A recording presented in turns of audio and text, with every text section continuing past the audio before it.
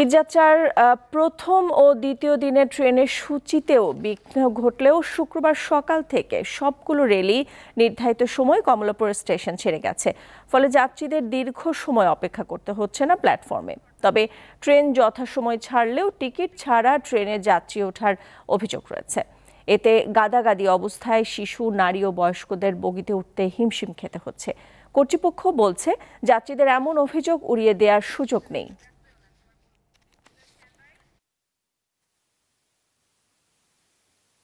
বাধ্য হয়ে জানালা দিয়ে ঢুকলাম।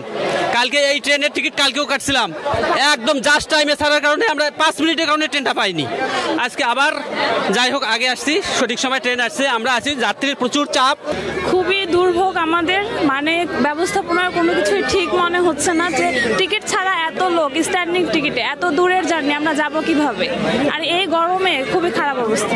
অনেকে লোকাল মেল কমিউটার ট্রেনের টিকিট কেটে ট্রেনে উঠে যায়, অর্থাৎ যে যার মতো সেই সুযোগটা, মানে অর্থাৎ তার লক্ষ্য হলো তার বাড়ি পৌঁছানো। কারণ সে লোকাল মেলের টিকিট কেটেছে, সে চিন্তা করছে আমি এই ট্রেনে চলে যান, উঠে গেলাম। তো সেটার জন্য আমরা আমাদের একটা কার্যক্রম, কিন্তু সবচেয়ে বড় কথা হচ্ছে যে এই মানুষগুলোকে বাড়ি পৌঁছানো নিরাপদে, সেটা হচ্ছে মূল লক্ষ্য।